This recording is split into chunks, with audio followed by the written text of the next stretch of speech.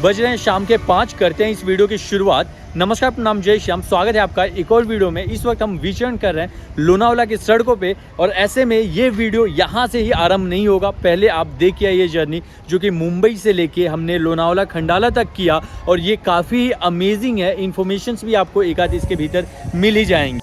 एक unplanned trip की शुरुआत हो चली थी। सबसे पहले एक गाड़ी बुक कर लेते हैं और फिर सुबह सुबह दोस्तों के घर जाके उनको जगा के उनके घर वालों को भी मना के गाड़ी में बैठा के फिर अगले दोस्त के घर की तरफ बढ़ते चलते हैं। अरे भाई, सीट्स भी तो फुल होनी चाहिए गाड़ी की। सारा क्रेडिट इस ट्रिप का जाता है मुझे।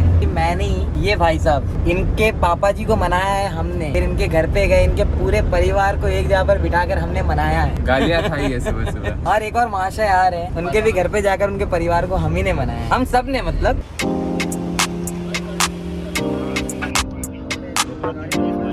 ये ट्रैफिक है कि ख़त्म होने का नाम ही नहीं ले रही है, काफ़ी ज़्यादा लंबी, बहुत ही पीछे से, और गूगल मैप पे चेक किया बहुत आगे तक ऐसे ही लगा हुआ है। ऐसे में रोड से जस्ट किनारे मुझे एक जगह दिखी, गुजराती में लिखा हुआ है, पर ये कोई मंदिर है। क्यों ना हम दर्शन किए आए इस खूबसूरत से मंदिर के प्रांगण का। और इसी दौरान दर्शन भी हो गए और मुझे दिख रहा है कि गाड़ियाँ थोड़ी बहुत आगे हिलनी शुरू हुई हैं। तो बट क्या ही फ़र्क पड़ता है, काफ़ी आगे तक ये ट्रैफिक लगातार रहेगी। और कौन सी एग्जैक्टली मैं जगह पे हूँ ये भी आइडिया नहीं है। कहीं तो हैं हम भिवंडी के आगे आई गेस। मंदिर का परिसर बहुत ही साफ़ सुथरा और अच्छा सा है। अब तो भैया लगता है इससे ही ट्रैफिक क्लियर करवाना पड़ेगा। गाड़ियाँ रेंग रही हैं लिटरली यहाँ पे। पिछले आधे घंटे से हम उस मंदिर परिसर में ही हैं। स्टोरी के मेन कैरेक्टर जिनका नाम है मोनू भैया।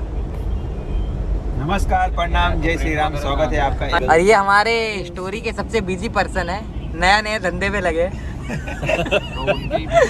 तो अभी थोड़े दिन जोश चढ़ा हुआ है। भाई साहब, ये ट्रैफिक लगभग 2 घंटे के आसपास लगी है वहाँ से निकलने में हमें। और ये ट्रैफिक थी भिवंडी में। ये जोर नहीं है मैं क्या करूं, दिल पे मेरा जोर नहीं है मैं क्या करूं, ये दिल दीवाना दीवाना है ये दिल।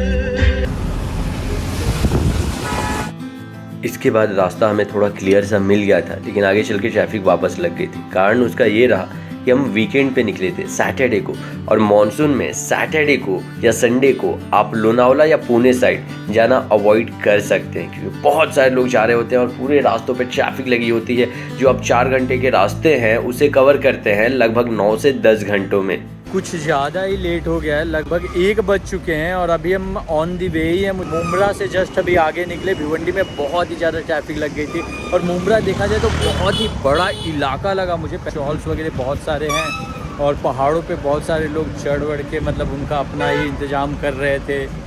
You know what I mean, चरस गांजा हमको प्यारा। और मौसम की बात की जाए तो थोड़ी उमस वाली हो गई है। भाई साहब फ्रस्ट्रेट हो गए हैं, बहुत ही ज़्यादा ट्रैफिक। अगर 2-4 किलोमीटर चल रहे हैं उसके बाद फिर से ट्रैफिक शुरू हुई हो जा रही है। Mumbai Pune express highway touch किए हैं और गाड़ी की स्पीड थोड़ी बढ़ी है। कुछ बातें, कुछ यादें गहराइयों में इस कदर छुपी होती हैं जो कभी बाहर नहीं आती। बस सुकून में किसी पल झकझोर देती हैं खुद को। और वो पल अक्सर आते हैं जब आप एक लंबे रोड ट्रिप पे हो, गाने चल रहे हो और म्यूजिक में खोए हुए आप किसी और दुनिया में पहुंच चुके होते हैं। आसमां में छाए हुए काले बादल और यहाँ कुछ खाने पीने के इंतजाम में हम भटक रहे हैं। मुंबई पुणे एक्सप्रेस हाईवे जा रहा है और ये प्लेस पे अब से 2 साल पहले लगभग ऑलमोस्ट महीने में एक बार तो यहाँ पे आना हो ही जाता था, ये रास्ते से पुणे की तरफ जाते हुए। और फिर मोस्टली हम इसी प्लेस पे रुकते थे। हालांकि चीज़ें बहुत ज़्यादा महंगी हो जाती हैं, बट पूरे रास्ते में देखा जाए तो यही एक ढंग का प्लेस होता है। और यहाँ पे भीड़ भी वैसे ही है। वहीं पे लगा हुआ एक रेस्टोरेंट था, उसके अंदर आ गए और कर रहे हैं अभी अपने भोजन का इंतजार। सुबह से किसी ने भी ब्रेकफास्ट नहीं किया हुआ है। और ये आया मसाला उत्तप्पा। डोसा और मिसल पाव अभी हमने खाया ही होता है। लजीज सा ये छोला भटूरा आ जाता है। पहले तो नहीं, पर हाल के दिनों में ये काफ़ी पसंद आता है मुझे। और देखो ना किस तरीके से गजब का लग रहा है। छोले भटूरे का टेस्ट अच्छा है।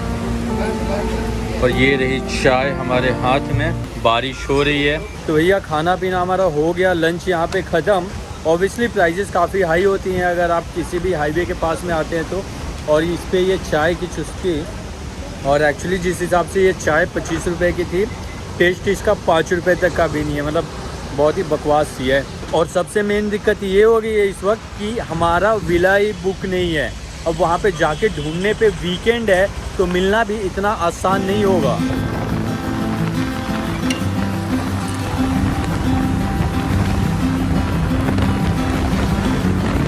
बारिश आ जा रही थी, गाड़ी की रफ्तार भी कम ज़्यादा हो रही थी, और इन सब के बीच हम इन घाटों की खूबसूरती में खोए हुए थे। विंडो ओपन कर इस मौसम की फ्रेश हवा की अनुभूति, हाईवे पे ये फील बस ये मौसम ही दे सकता था। यूँ कहें हम तो गाड़ी में थे, पर इन वादियों में हमारा मन खोसा गया था। इससे कहते हैं गजब बवाल मौसम। और ऐसा लग रहा है मानो इस कैमरे को ऐसे ही चालू करके छोड़ दूं और ये हवाएं बहुत ही शानदार।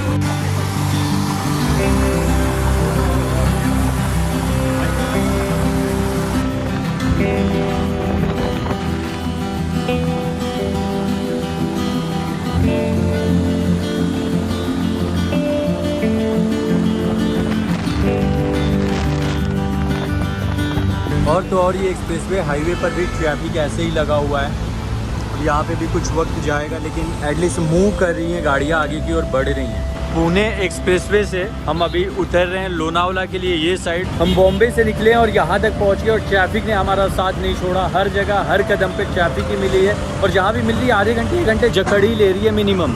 और सामने का व्यू बहुत ही मज़ेदार सा है। सामने वो एक्सप्रेसवे है और यहाँ से ये एक टर्न लेके लोनावला के लिए ये पूरा रास्ते पड़ जाते। खंडाला भी यहीं पास में ही था, हम लोग खंडाला ही से उतरने वाले थे, लेकिन वहाँ पे फिर वो लोग नीचे जाने नहीं दिए पुलिस वाले। और बस इसी प्रकार से गाड़ी चल रही है और हम गाड़ी के साथ चल रहे हैं। विरार से यहाँ तक आना लगभग 140 किलोमीटर हमने कवर किया है 10 घंटे में। उस हिसाब से देखा जाए तो 13-14 किलोमीटर प्रति आवर हम चले हैं। और साथ ही यहाँ के होटल्स की रेट्स काफ़ी ज़्यादा हाई है। हम विला ढूंढ रहे थे, लेकिन हमने ऑनलाइन बुक नहीं किया था क्योंकि हमारा प्लानिंग सुबह में ही हुआ। मतलब टिल मिडनाइट ऐसा था कि जाएंगे नहीं जाएंगे पता नहीं, पूरा भरा पड़ा है। मतलब कह सकते हैं कि एवरी वीकेंड स्पेशली मानसून के सीज़न में पूरा बॉम्बे उठ के आ जाता है। तो वीकेंड पे मानसून में मैं तो कहूँगा आपको कि आप अवॉइड करिए अगर आपके पास समय है तो। और अगर आपको 8-10 घंटे ट्रैफिक में रह के 140 से 130 किलोमीटर की दूरी तय करनी है तो you are most welcome in Lonavala. और आपको सच बताऊं तो अब तक इस ट्रिप पे वाइब वाली जो फीलिंग होती है ना, नहीं आई है। अब लेट्स सी आगे आती है कि नहीं। आपको मैं सही बात बताऊं, मुझे खुद को ये कंटेंट अपना अच्छा नहीं लग रहा है, ये पर्टिकुलर वीडियो, क्योंकि टाइटल तो मेरे ख्याल से ठीक ठाक ही होगा, लेकिन उस हिसाब से ये कंटेंट बन नहीं पाया है क्योंकि उतना कुछ रिकॉर्ड करने के लिए था नहीं। और ऐसे में इसे मुझे 2 मिनट तक ही रखना चाहिए, लेकिन ये पूरा का पूरा मैं वीडियो फिल्माया जा रहा हूँ। चलिए तो इसी नोट पे इस वीडियो को हम यहीं पे समाप्त करते हैं। वंस अगेन नमस्कार, प्रणाम, जय श्याम, बहुत बहुत धन्यवाद आपका। If you guys like this video for whatsoever reason, don't forget to hit the like button. और क्या बाकी सब बढ़िया है, जय माता दी। और ये आई डोंट थिंक ये वीडियो बहुत ज़्यादा बढ़िया बन पाया है, बट स्टिल अगर आप यहाँ तक देख रहे हैं यार तो तहे दिल से शुक्रिया आपका। तो जगह कुछ ऐसी है कि यहाँ से हम करते हैं एंटर, तो ये आ जाता है लिविंग रूम, और यहाँ से जाके बाहर कुछ खास